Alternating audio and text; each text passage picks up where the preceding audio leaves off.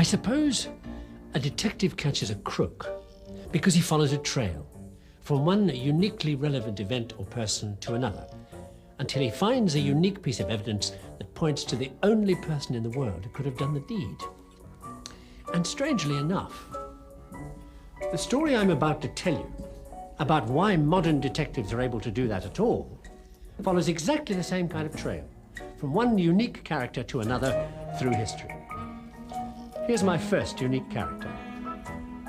Steve Davis, one of the best snooker players in the world. You should see him in action. In fact, why don't you?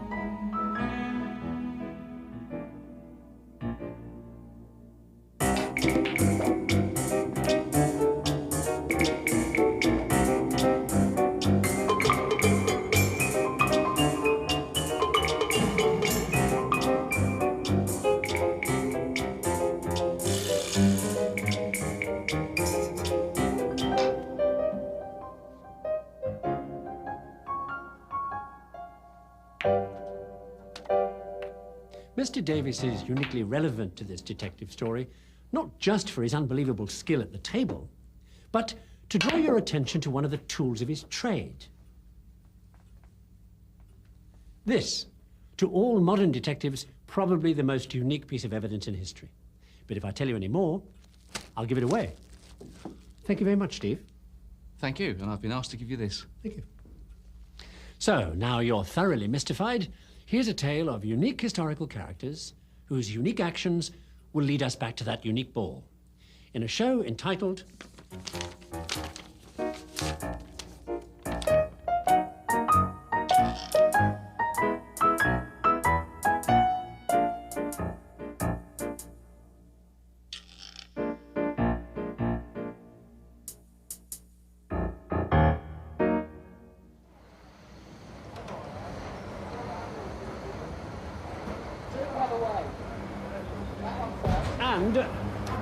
Speaking of individuals, I don't suppose there's ever been an individual quite like the one we call Renaissance man. You know, those people who once knew everything there was to know about everything. Like this guy, George Bower, the first character in our historical detective story, and who was here in the 16th century at Bologna University.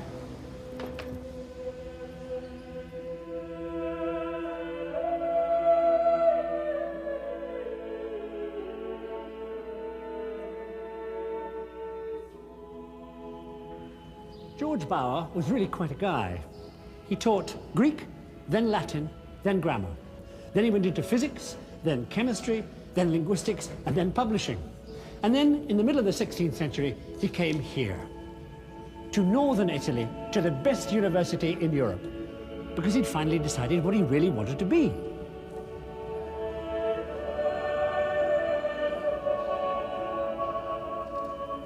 A doctor.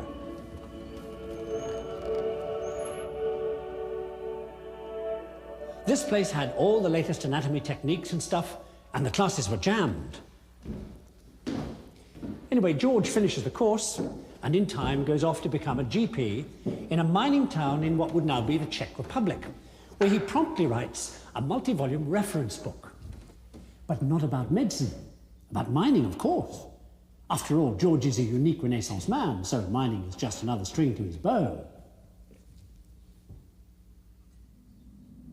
The book covered everything from surface operations all the way down to the bottom of a mine and anything you might do on the way. Ore crushing, smelting, tunneling, ventilating. The illustrated manual of all a miner needed to know. Or rather, anybody interested in buying a mine needed to know. The first example in history of a technological bestseller. And our second piece of evidence. Now, if you bought a mine that George's assaying techniques showed was full of what you particularly wanted, I mean really valuable stuff like copper, then as a financial investor you would know in advance that things financial were going to go with a bang.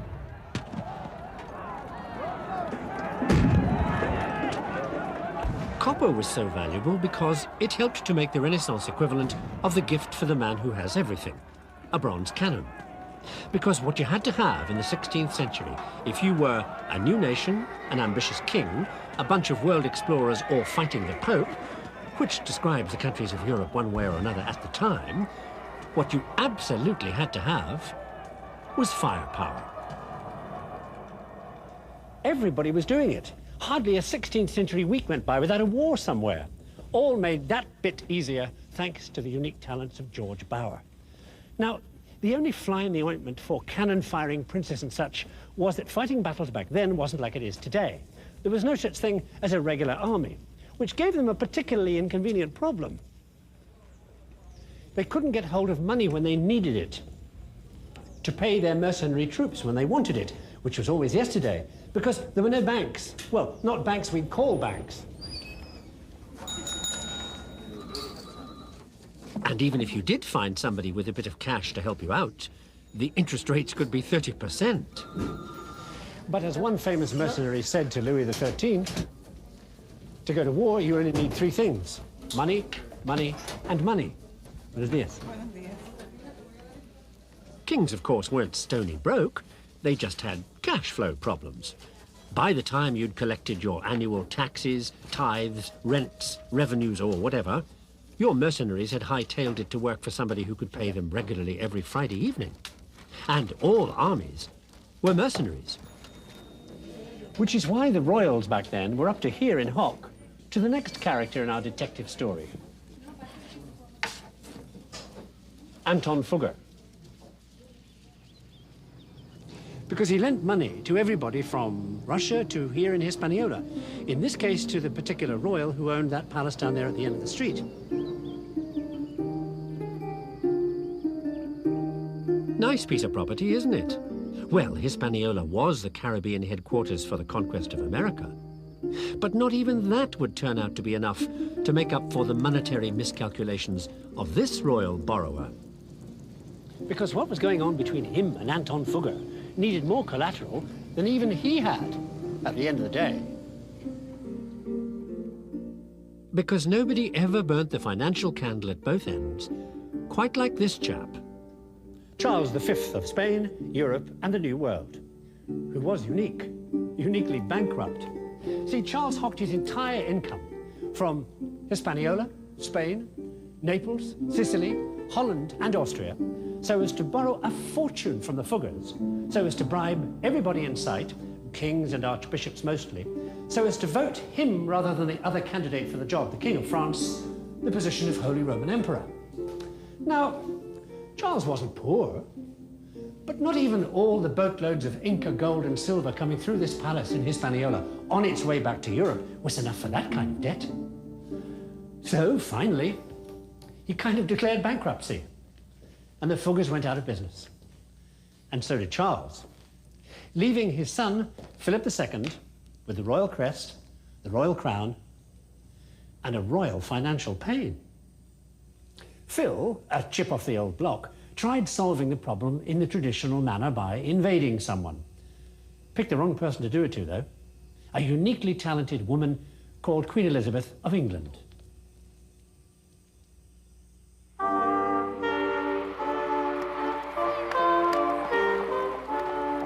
Elizabeth was running things in 1588 when Philip made his play, which was to head up the English Channel with an invasion fleet called, for psychological warfare reasons, the Armada, meaning tons of guns.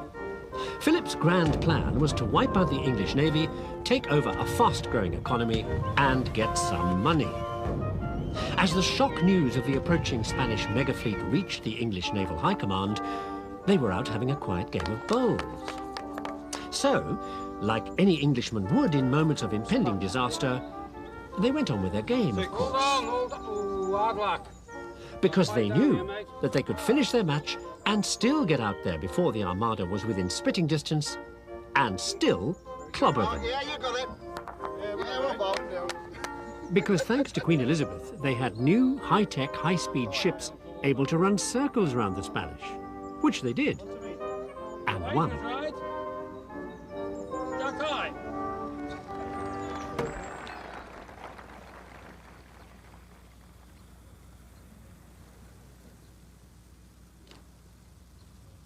Cheers. But the Armada had given the English a kind of scare you don't forget. So by the mid-17th century, they, and then everybody else, were into building really big ships. I mean, one of those monsters took 1,000 oak trees. Well, that put the kibosh on people making glass, because they'd been chopping down all the wood to make charcoal for fuel for their glass furnaces. Well, they got out of wood pretty quick and turned to coal for fuel and a new kind of glass for the big new building boom, because by the late 17th century, there were new housing starts all over Europe. The particular one I happen to be at right now was just the biggest one of all.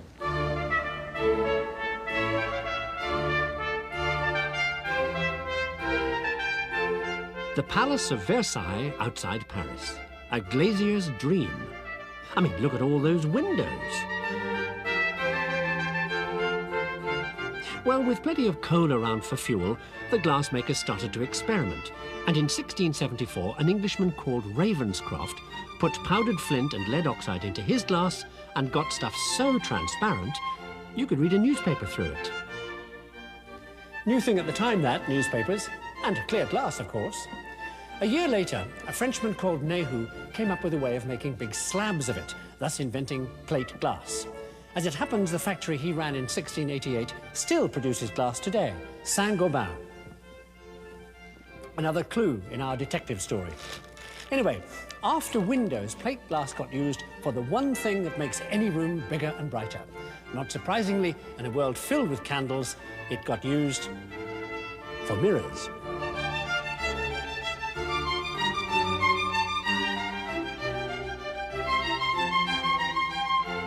The Versailles Hall of Mirrors started a new craze among the willfully extravagant, and there were plenty of them around.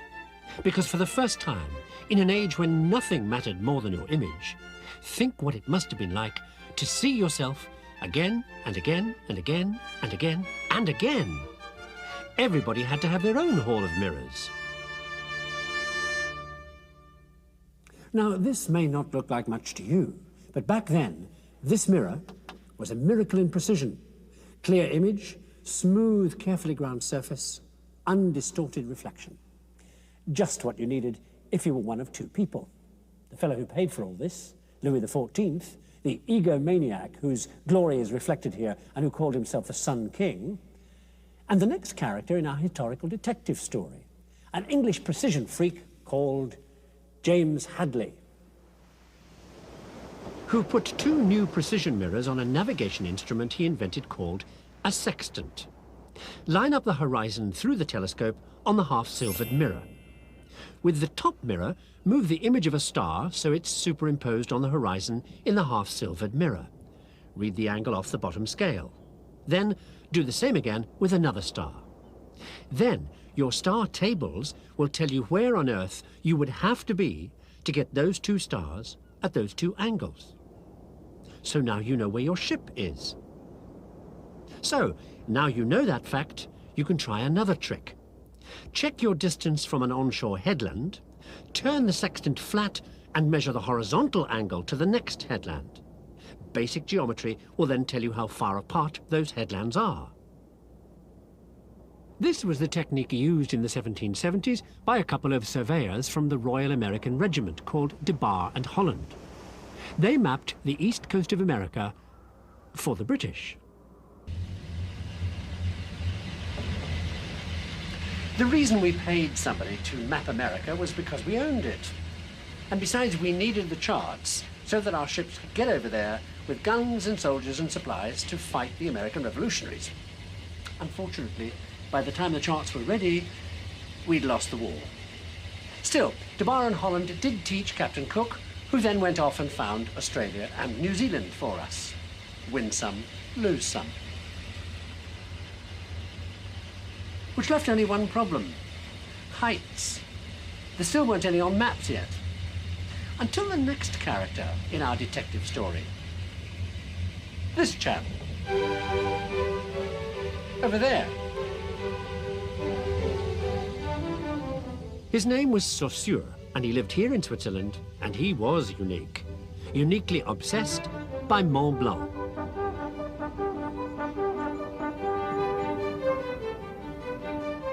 In 1787, he climbed it with a barometer to measure the height. The Swiss were so knocked out by this feat, they nearly changed the name from Mont Blanc to Mont Saussure. And because Saussure also started all that mountaineering and skiing stuff that brings all the tourists in. Anyway, up there, Saussure got turned on by what he saw. No, not that. This. Bits of granite and shellfish fossils. Saussure reckoned if you found shellfish up a mountain, the ancient seabed must have risen to become mountains. Why? Because the mountains were made of granite. Volcanic upheavals of molten granite way back. And since granite didn't exactly wear down easily, then the present-day erosion you could see in granite rocks must have taken quite a while. And if that took a long time, how long had it taken to cause the erosion you could see all around you on the mountains? So Saussure wrote a book saying, if erosion took the same amount of time in the ancient past as it did today, that meant the ancient past was really ancient. The Earth was incredibly old.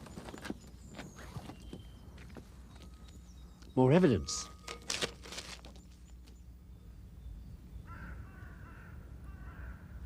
Well, I don't have to tell you where that would lead. Saussure's ideas eventually got to Charles Darwin, who used the enormous age of the Earth to back his theory of evolution, where species with the luck to have certain characteristics survive change. The others end up like these people. All luck. Now, Darwin happened to have a cousin whose name was Francis Galton. He had a unique thought. Could you make your own luck? If you happen to be a member of a good family, his words, could you keep the luck in the family by marrying somebody from another good family, like his?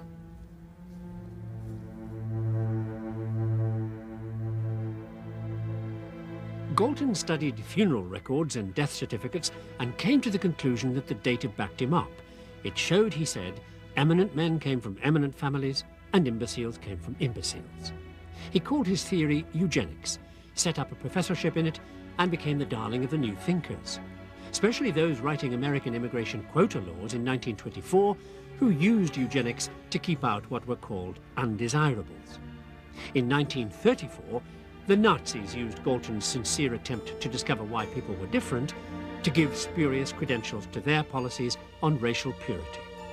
Poor old Galton would have turned in his grave. I said at the beginning that this detective story would involve a series of unique people, which now, of course, includes you and me.